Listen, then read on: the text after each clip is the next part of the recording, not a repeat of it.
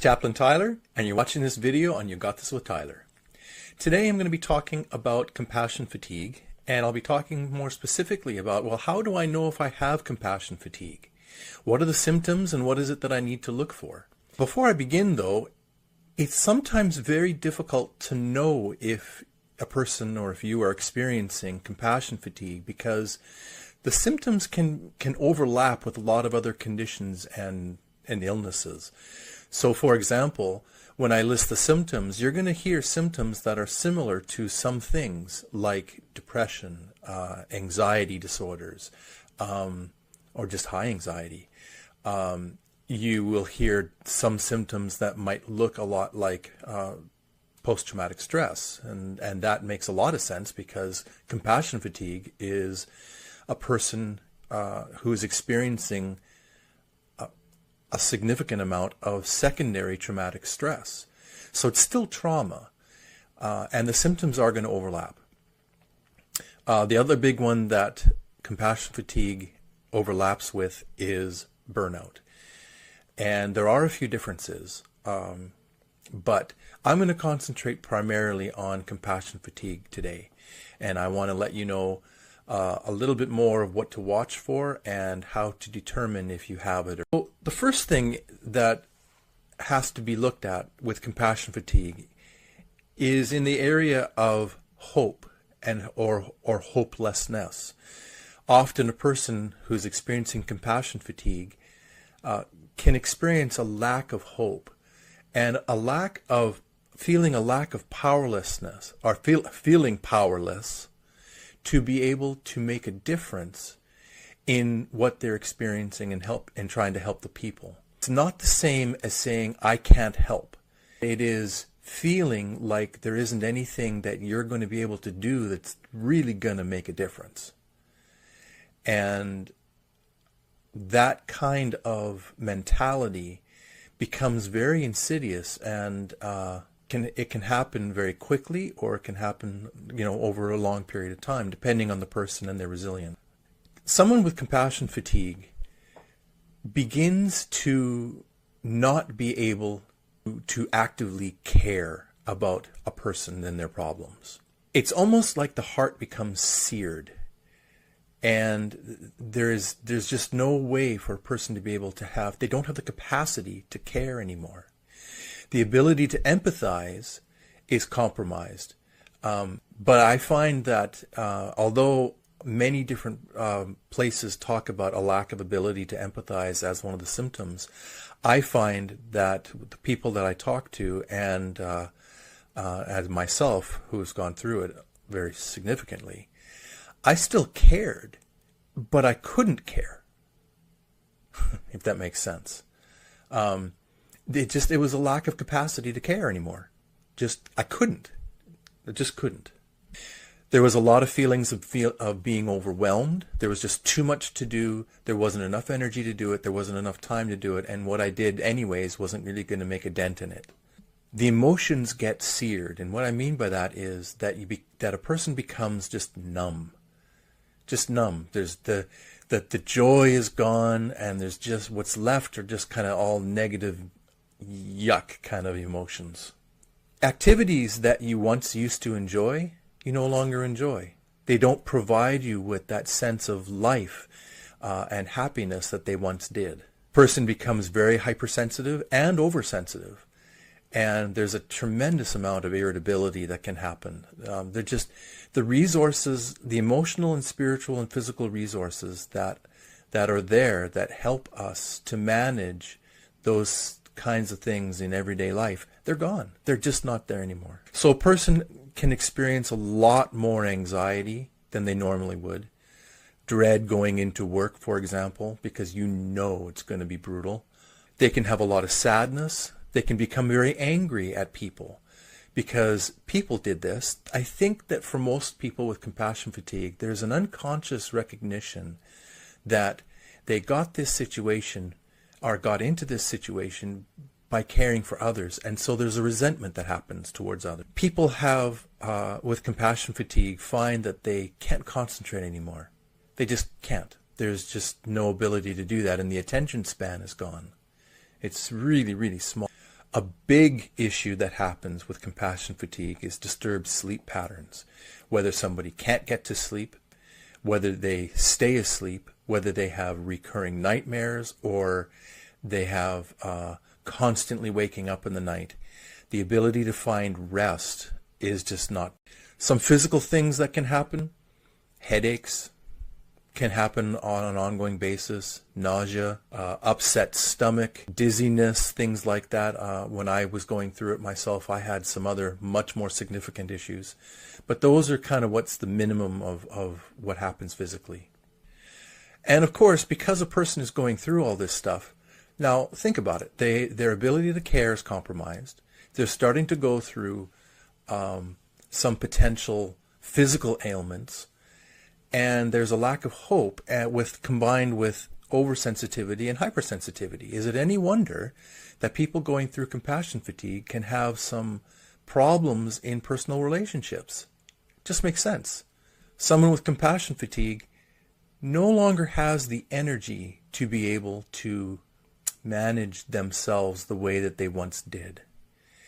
And so they stop caring for themselves the way that they might usually have done so. So for example, somebody with compassion fatigue, they don't have the energy and they don't care enough to maybe take a shower every day.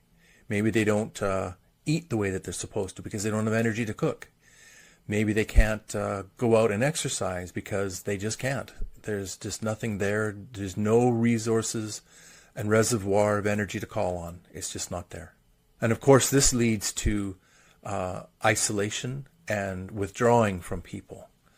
And I don't know if a person is extroverted or introverted, how that makes a difference. The research I did has, and what I've experienced, basically says that if you're an introvert, your natural tendency when you don't have energy is to isolate anyways. But if you are an extrovert and having compassion fatigue, I think in that case, for them and for that person who's extroverted to withdraw from others is a real change in who they are. And I think that would be one of the biggest signs to watch for if a person's extroverted. And one of the other things that compassion fatigue does is it makes us, because we don't have the emotional energy and we don't have the resources to spiritual, emotional, physical resources to be able to cope. One thing with compassion fatigue is that it leads to a lot of people having substance abuse of some type. Addictions in general become very prevalent. That addiction becomes the way that we try to feel or cope or express what we're trying to feel but can't.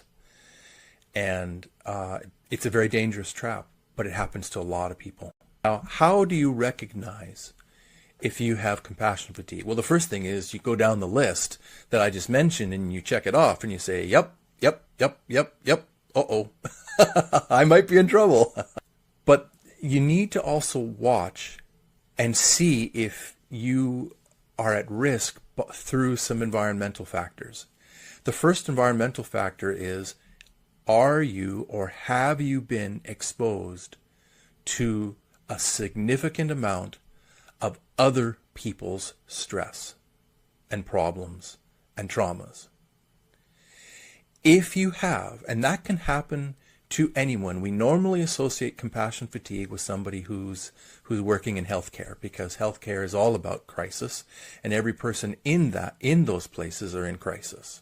But as I mentioned in my last video, it's also very possible for somebody who's a teacher to experience compassion fatigue, somebody who's a pastor, somebody who is a really caring friend and hears from multiple friends very difficult, horrible stories all at the same time. That can be compassion fatigue. I've seen that with people. You have to watch, take stock of what's happening in your life, and if you have been exposed to a significant amount of secondary traumatic stress and you find that there has been a change in your baseline levels with sleep, with nutrition, with energy, with a lack of interest in life, with starting to isolate and withdraw and things like that, that's a sign that you're experiencing a significant level of compassion fatigue. Another one that I look for is if a person was relatively happy and contented, are they no longer? Do they no longer find fulfillment in the work they do, in their family, in the lifestyle they lead? If that has changed, then it's likely that compassion fatigue is a problem. How long does it take to get compassion fatigue? Well, it tends to happen, or it can occur much more quickly than normal burnout. Normal burnout definitely is a major problem, and many people in our society have that. But compassion fatigue is different because it involves traumatic stress. Traumatic stress impacts in a little bit more of a significant way. And compassion fatigue can start to happen fairly quick. I know people that after 6 months of working in a healthcare situation, that they have had some very significant compassion fatigue. I know some people that have been able to go several years and not have compassion fatigue. But the key is there a change in your personal baseline with happiness, joy, fulfillment, hope, knowing that you make a difference, and then combined with, and especially if you've been exposed to secondary traumatic stress, and then you have maybe a few or more of the symptoms that I listed earlier, then you probably have compassion fatigue. I'm going to be talking about what can a person do with compassion fatigue in the next video, and how to start to help the process of recovery. I have also created an online course that is going to be open for enrollment starting next week, which will be the middle of October, first week of October, actually, second week of October, and that course is going to go into a lot more detail, and is going to talk about how we can recover. It also provides a systematic way, a method for recovery based on certain metrics and factors that I have found to be very, very important for recovery, as I've gone through compassion fatigue twice, once extremely severely, and that time I don't wish on anyone. So I'll leave it at that for today. If you find that you have some symptoms of compassion fatigue and you are really struggling, my heart goes out to you, and I pray that you find ways to cope. If you're interested in my course, you can always DM me at You Got This with Tyler, and I can provide you the link to the information sheet, and you can decide if that's a course that you would like to take to try to help you get back on track. Compassion fatigue is no joke. Compassion fatigue is, I believe, one of the most rampant, not understood, and not supported conditions in healthcare today. And I have known so many nurses and so many other staff members, healthcare professionals that have gone through compassion fatigue, and there's no support. The basic counseling that HR provides is just not adequate.